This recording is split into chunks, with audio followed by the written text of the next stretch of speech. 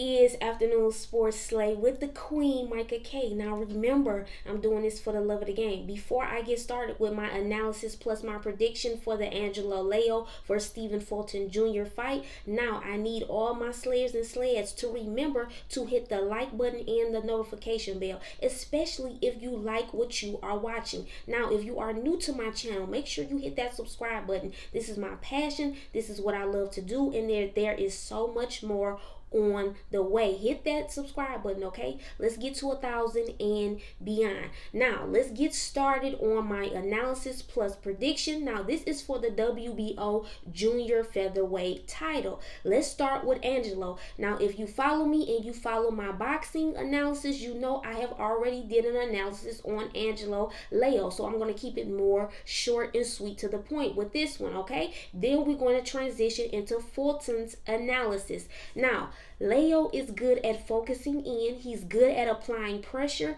He's very aggressive, can use angles really good. Now, if you follow my channel as well, I've already done the analysis like I stated, and I told you guys, I came back on here and said I was wrong because I had chose Tremaine Williams to beat Leo, okay? But listen, Leo came out victorious. That's no problem. I am not one of those people that cannot admit when they are wrong. I came on the channel. I told you I was wrong. So when I'm wrong, I'm going to come on there and tell you I'm wrong. And when I'm right, I'm definitely going to let you know that the queen is right as well. Let's get into some other things about Angelo. He has, all right, now let's talk about his punch. His best punch is his left hook to the body. Nice accuracy, all right? His fight against Cesar, I don't know if I'm saying that right, showed flashes of really good combos. I don't know if it's Caesar or Cesar, all right? So excuse me. Nice overhand rights.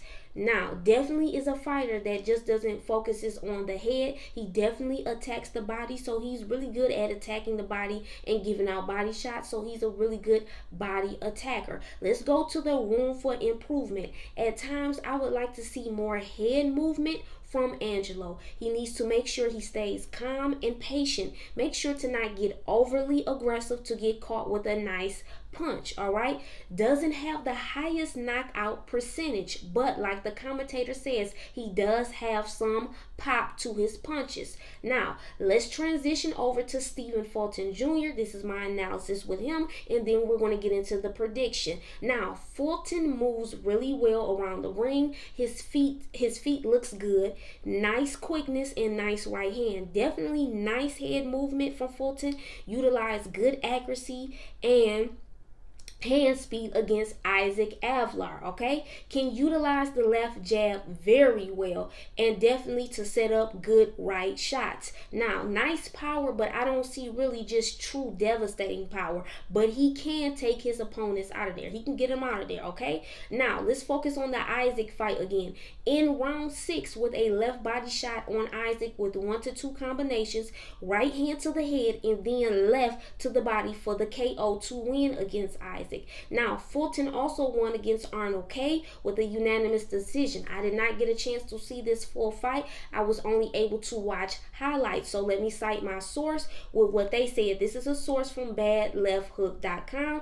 They said, okay, in particular, whatever writer, because I didn't get the writer's name, but this is the source. Fulton won with consistently sharp jabs and good body work. Now, let's talk about Fulton's room for improvement. He needs to make sure he keeps his, basically keeps his hands up, all right? Also needs to make sure to possibly let his hands go even a little bit more against Angelo, because sometimes I feel like in other fights, he was very active, but I feel like he really needs to be really, really active against Angelo because Angelo is a really aggressive fighter, okay? Now, he needs to make sure to keep his defense sharp and to keep his composure.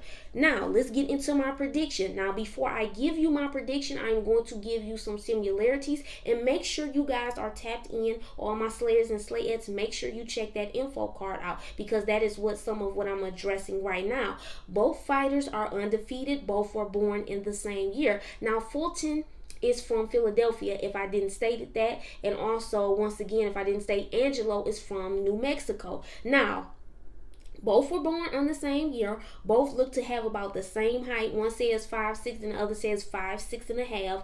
Okay, Fulton could possibly have a longer reach. It says about 70 for Fulton. Now, let's talk about Angelo and the Tremaine Williams fight. Once again, just for a refresher, I feel like if Williams would have let his hands go more, it could have even been a closer fight, and he could have possibly won that fight if he would have showed up with more activity. Now, let's talk about my prediction. Now, I truly believe with this fight, it could possibly go either way. To me, this fight is more of a 50-50 fight. It really is. But I'm going to stick to how I feel. I'm going to be a woman on my word. I am going to make a prediction and choose. So I am going to give the slight edge to Stephen Fulton Jr. And the reason why I give him the slight edge is because of his quickness, his IQ, his ability to me to seem like he'll make more adjustments, and I like how he utilizes the jab. I think that is what's going to help him as well, plus with the quickness. All right, now I know some of you who are Angelo Leo fans are saying, man, she went against him twice, she hasn't learned her lesson. Okay, this is just my opinion. This is my personal eye test, and I feel like Fulton is going to get the job done.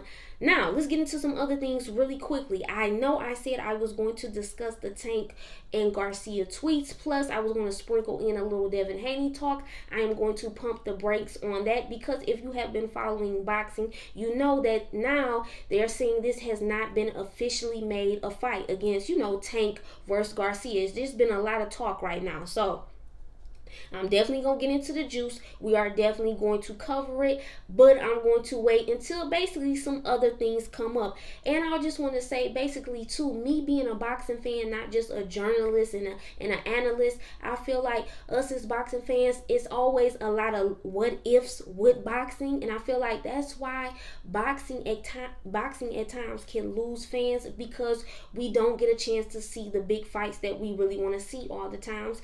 And with boxing is a lot of politics and the business aspect of it. So we always saying, oh, is the fight gonna happen? Is it not gonna happen? So I just hope the powers that be, the people that are in control, who are in power, allows the big main fights. I feel like the fighters need to come together, because this is a really good time for boxing, in particular with the lightweight division, because it is a lot of young, great, talented fighters, really good characters. People have really good personalities, and it's just a really good time. So hopefully we get to see the fights that we want to see, especially if you are tapped into boxing and love boxing the way I do. Okay, so let's see what happens next. Now, if you are new to my channel, make sure you subscribe, make sure you hit that like button, make sure you hit that notification bell.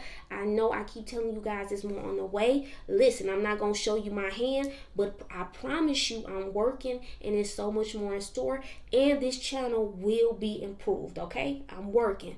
Now remember, I'm doing this for the love of the game. This is the Queen, Micah K. This is Afternoon Sports Slay.